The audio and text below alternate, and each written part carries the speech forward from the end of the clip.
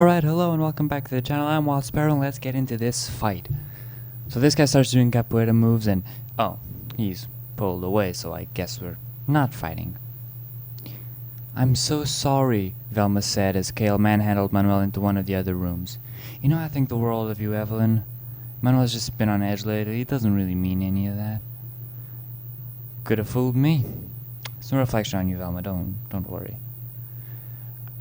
Velma smiled at you and extended a hand. Velma Ray.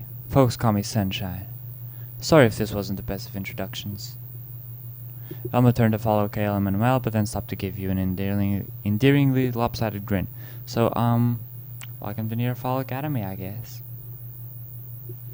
Now, yeah, your arrival, Guy Colton says, was one of the turning points of the season and one of the most controversial as well. And one day, the Academy was bereft of two fan favorites, Root Canal and Ronnie Dresden. And there was a relative unknown in their place. Did you anticipate that your arrival would cause that much bad blood?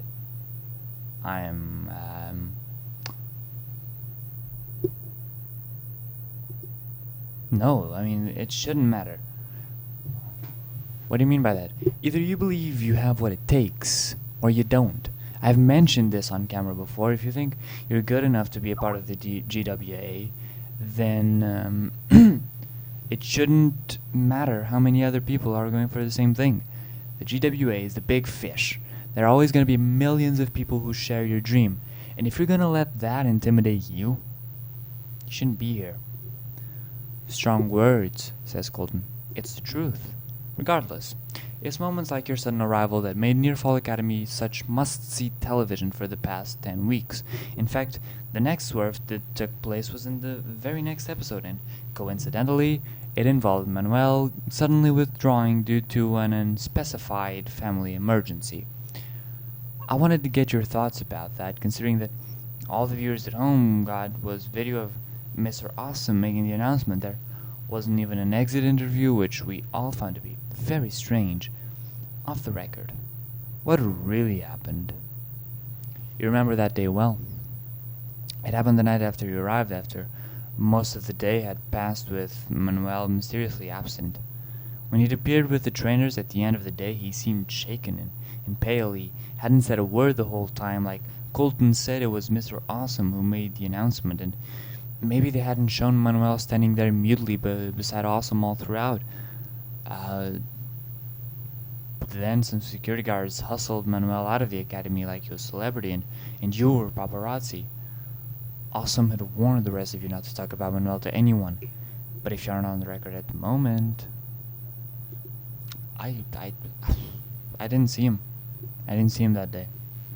And like you, the announcement was all the explanation that we got. The trainers never went into more detail.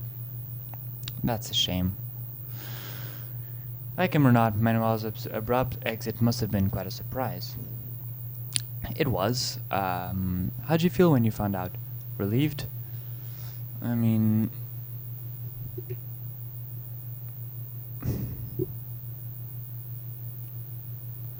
I was glad to see someone like him go. Grande was clearly going a bit loopy. Poison in the food, sabotage in the ring. It was time for him to go. And Manuel's exit was only the beginning of an eventful first week for you. You're talking about Deborah. Not yet, but let's do that now. How much did they show on camera? According to Colton, the network had shown you getting clocked good across the jaw. Then Deborah sitting on your back and saying, "Don't think we've forgotten." It says it was obvious that the two of you were talking to each other, but the camera, intentionally or not, had not been close enough to pick up more than those initial words. What's the story there? Tempora Atua was not a small woman. She was not a weak woman. She was also, at the moment, not your biggest fan. "You killed his dream, you know," Tempora said in a menacing whisper. "Gris was never the same again. That sweet little boy who wanted nothing more to entertain you and Delgado and that car killed any chance of that." You could feel the tension in her muscles. You could smell the alcohol on her breath. "Give me one good reason why I shouldn't end yours right here, right now. I'm gonna just apologize. If giving up my dream would give Gris his dream back, do you think that I wouldn't do that? If regretting the past would change it, I'd spend my days buried in memories of that night. But that's not the way the world works. I can't blame you if you have it in for me, but I'm not gonna let you stop me. Gris shouldn't have given up his dream, not for anything. I won't make the same mistake.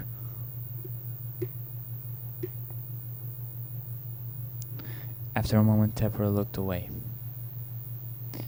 It's more than just the wrestling, you know. He doesn't laugh or smile much anymore. We miss the old Gris. If it's any consolation, he came to my last BWF show. He seemed thrilled about my match with Sagamore. Maybe the old Gris isn't completely gone. Maybe. That would do us all a favor. Best get back to your weights. You got a long few weeks ahead of you. Brock, you still with me? You realize that guy's still waiting for you to tell him about what happened between you and Tepra.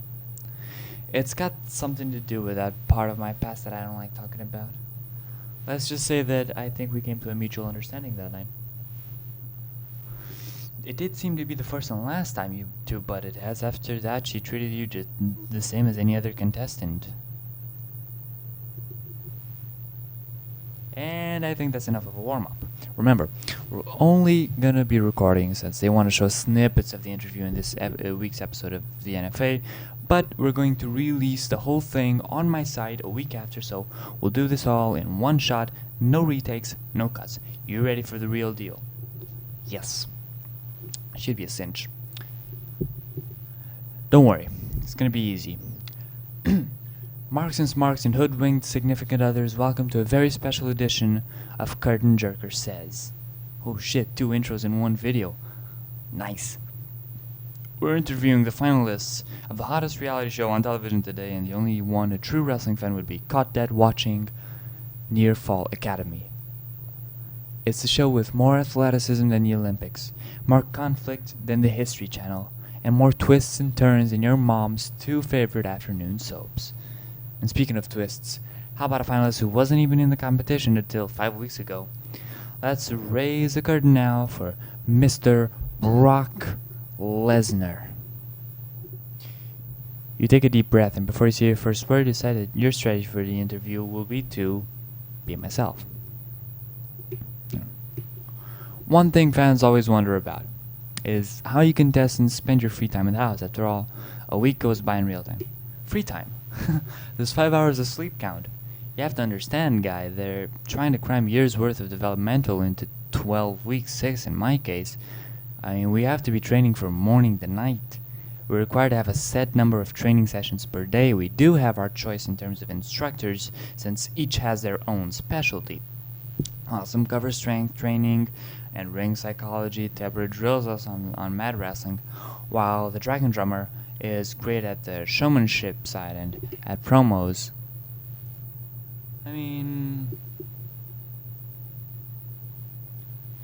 Tepra and Awesome. Tepra and Awesome. I say Mr. Awesome. I spent a lot of time with Mr. Awesome, and you've certainly shown off the results of that training over the past few weeks. After all, you've survived when so many other worthy competitors have fallen by the wayside. The weekly challenges from GWA superstars have gotten only more and more intense as the show has gone on, and the last week brought on not only a double challenge, but what I think would be fair to say were the 2 most physically demanding challenges of the entire season. The first challenge was administered by Harley and his manager Quinn. Harley and Quinn were a funhouse mirror version of the traditional manager and wrestler duo. Harley, the wrestler, was fast but frail and better at countering an insult than old. Quinn, meanwhile, was a giant of a man who had never said a word on camera, although Harley claimed that Quinn was the author of the many letters of challenge he issued to his opponents. You'd be judged by how long you could last before crying out in pain and how well you parried Harley's verbal assault. The second challenge was a simple mat wrestling sparring match, easy enough compared to the first, except that your opponent was a Hall of Famer or sure to be Hall of Famer known as Superhorns. So, for the first challenge, Harley and Quinn, what was your strategy going in? Well, I wanted to focus on my verbal battle with Harley. And for a while there, you did manage to trade barbs with one of the best talkers in the business. And then, after all was said and done, you still had to deal with Superhorns. For you to look as if you belonged in the ring as Superhorns, never mind standing out at all next to the consummate performer, would have been a feat for a wrestler with 5 times your experience. To say that it was a daunting task was an understatement. Were you at all nervous when he picked you to be the first one?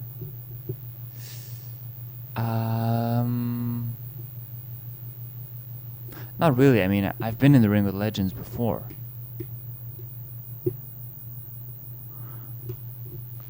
He was tall for a Japanese man, which was still short for a GWA wrestler. Gold Spring, Gold Snake, there was a mask. They'd done the big unmasking angle years ago, but the sight of it was still enough to inspire a certain awe. More than 3 words per show. It made those words all the more impactful. Superhorns assumed the fighting stance and crooked a finger at you. Nope, I'm gonna wait. You circled each other, rarely on your part, patiently on his. Finally, Superhorns inclined his head to you in a slight nod, almost as if he was acknowledging your caution, before he blurred towards you with such speed that you almost forgot to dodge. You threw yourself... I lost where I was. To the left, as just something flashed past the place where your head has been. Before you could retaliate or move away, you felt legs seize around your waist. Superhorns, not Super Dragon, placed an arm around your neck and your head. Fall onto my back. No, ram my head against his chin. He anticipated your every move, and as you jerked your head backwards, you moved his arm to the left, and you only managed a glancing blow. Superhorns redoubled the strength of the sleeper, and your vision began to blur. You staggered to a corner as Superhorns stood silently in the middle of the ring. He waited for you to recover before coming at you again. After 10 more minutes of it was obvious that you'd become too tired. You were breathing hard, so after locking you in a figure 4 leg lock, Superhorns ruffled your hair and stood up. Get out of the ring, Silver Tongue. That was about what I expected.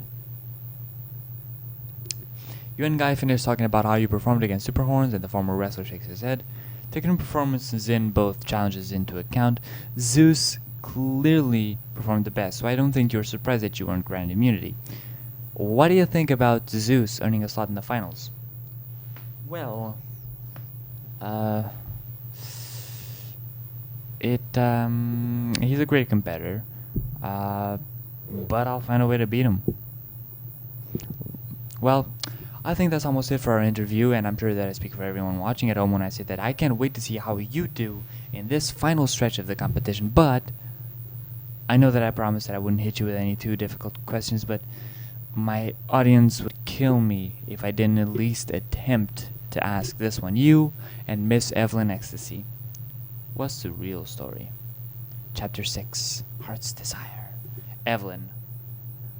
Now that's not an easy question to answer. Even a day later, you're about to face a new challenge for the right to face Zeus and one other in the finals. You're still thinking about Guy Colton's last question and wondering if you gave the right answer. I can't do this. She was scared. I shouldn't need to. When would he have to drop 1,000 feet at a GWA event, huh? I know LLA are high flyers, but this is ridiculous. I think that ridiculous is the point of reality television. And the risks, my God. Do you know how many bungee jumping accidents there are in a year? No, but I'm sure you'll tell me. It's not like I don't want this enough. Of course I want it. Not enough to die for it. Evelyn.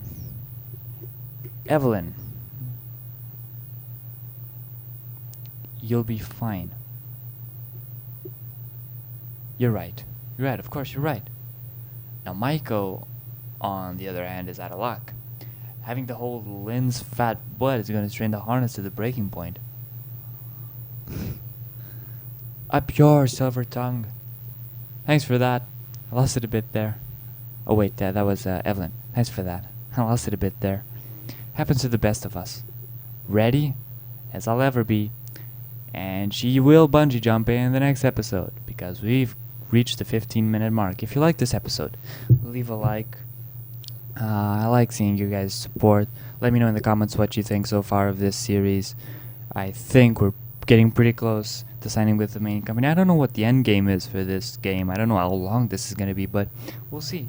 And I'll see you in the next video. Bye.